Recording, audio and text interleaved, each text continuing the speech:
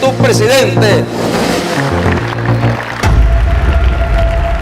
Daniel Ortega lleva en el poder el tiempo que duró la frágil y efímera democracia en el país, que abarcó 3 gobiernos entre 1990 y 2007. Desde su retorno, estos 16 años consecutivos han marcado la vida de las nuevas generaciones que no conocieron lo que es vivir en democracia en Nicaragua. ¡Ortega y Somoza son la misma cosa! En este reportaje contamos algunas de sus historias. Mi nombre es Catherine Ramírez. Nací en 1999 y todavía tenía 7 años cuando Ortega ascendió al poder. Los recuerdos que tiene de la democracia son muy difusos, pero sí recuerda un mal concepto de la política nacional. Yo recuerdo siempre que hablar de política en mi casa y en general en otro espacio era algo visto como algo peligroso.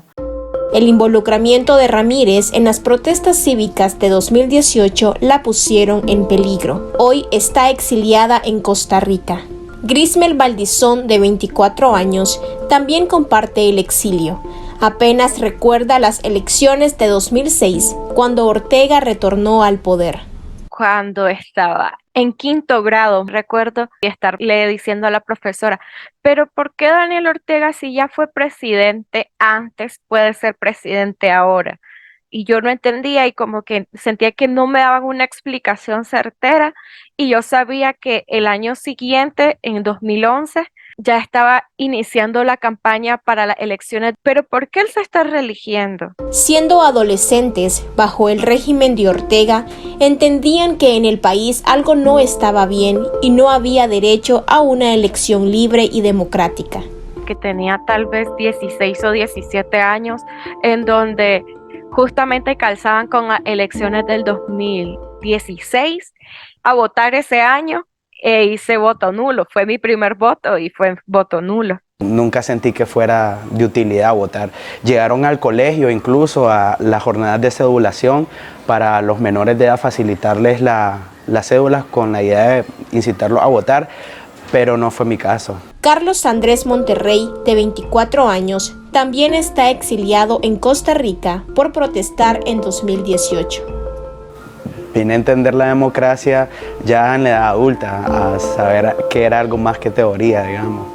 En su educación primaria, secundaria hasta la universidad, crecieron observando que el gobierno, partido, familia y Estado eran la misma cosa en Nicaragua. Para mí las instituciones del Estado eran rojo, negro y rosado, porque la mayor parte de mi vida yo crecí así. Eso ha dejado una marca en la memoria histórica y en la memoria colectiva, particularmente de las generaciones jóvenes. Para la socióloga Elvira Cuadra, la imposición del régimen de Daniel Ortega ha tenido un gran impacto en la vida de las nuevas generaciones.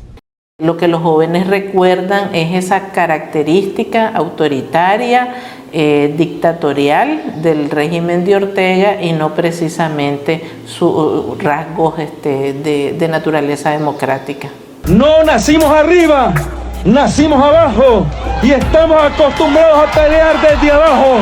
Las generaciones anteriores recuerdan al país en democracia, pero bajo constantes convulsiones sociales y políticas. Habían azonadas, había como 2 grupos de personas, unos queriendo construir una institucionalidad naciente y otros básicamente tomándose las calles y impidiendo la gobernabilidad. Cuando ya no queda otra opción, pues lo menos que podemos hacer es buscar la forma de bajar incluso a balazos a los que están mal gobernados. En aquel momento yo no lo comprendía de esa manera necesariamente. Yo lo que veía como niño que era que el país era convulso y los mayores lo que me decían es que al menos no era guerra como había sido una década antes. O sea, como que esa situación de caos, de protestas, de azonadas, de ingobernabilidad era mejor que la guerra que habíamos tenido en los 80. Había una prensa libre que estaba encima del poder, sacando a luz los abusos, la corrupción y ejerciendo presión sobre ese gabinete. definitivamente son tiempos muy, muy, muy distintos a los que ya luego impuso la dictadura de Ortega. Fueron tiempos económicamente difíciles para muchos, pero sea lo que sea, el país iba repuntando, los índices macroeconómicos fueron mejorando y a veces le digo yo a algunos amigos, éramos felices y no lo sabíamos.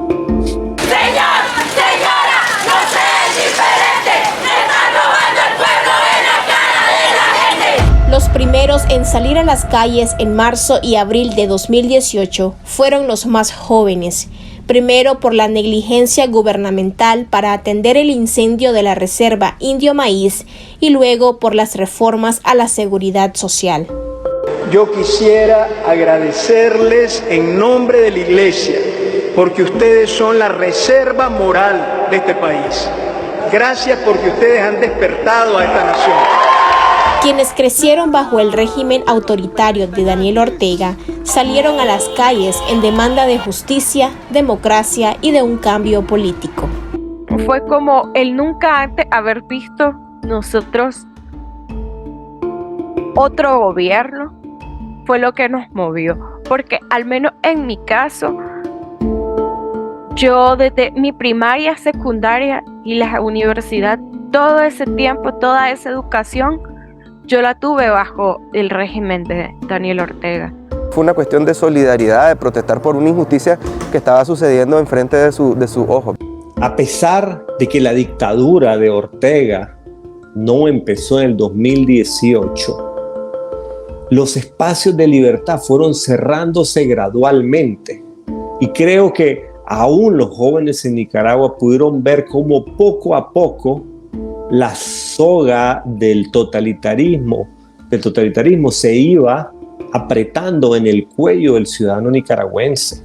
A 5 años del estallido social, la dictadura cerró por completo el espacio cívico y suspendió los derechos políticos y civiles de cualquier ciudadano crítico. La escalada represiva ha alcanzado a universidades ahora confiscadas y con ellas el futuro de las nuevas generaciones en el país. Los jóvenes que protestaron en abril lamentan que el presente y futuro en Nicaragua sean totalmente desalentadores. Y quienes logran tener un poco de oportunidades, lamentablemente en este momento es gracias a los nexos que tienen con el partido de gobierno, porque han centralizado no solamente el poder de las instituciones del Estado, sino que también han creado nuevas castas, nuevos empresarios vinculados también a ellos mismos e incluso organizaciones sociales que de alguna forma sirven, ¿no?, como para tapar o justificar el hecho que hay un cierre real del espacio cívico de las organizaciones independientes. Ante la imposición y prolongación de la dictadura, también se debate cómo mantener viva la conciencia de un país y cómo cultivarla entre las nuevas generaciones sometidas a un sistema de adoctrinamiento político. Medios de comunicación evidentemente tienen un papel clave que jugar. De hecho, los medios de comunicación son uno de los actores más importantes cuando se trata de la promoción de derechos y de una opinión pública crítica. La otra cosa que está de por medio es que a pesar del adoctrinamiento que quiere empujar el régimen de los Ortega Murillo, pues también del otro lado lo que hay es una ciudadanía con un nivel de descontento tan alto, tan profundo, tan extendido, que el adoctrinamiento entonces realmente, por lo menos en este periodo, no cala en el sentimiento, en la forma de pensar de la gente. También hay un entorno bastante peligroso como para confrontar directamente este tipo de prácticas en las escuelas, porque no van a cambiar mientras haya dictadura, pero creo que es importante el trabajo de formación que pueden hacer las familias en temas de ciudadanía, para que desde las generaciones más pequeñas, desde quienes iniciaron su preescolar, no pintando un árbol, sino pintando a Sandino, puedan saber qué es la ciudadanía y que puedan saber que lo que enseñan en las escuelas no es algo que está correcto, sino que es partidarización. Y también creo que el trabajo de la sociedad civil es fundamental, y que no se trata solamente de decir que en Nicaragua hay dictadura, sino de poder abordar temas como estos, que también son una realidad de todos los días.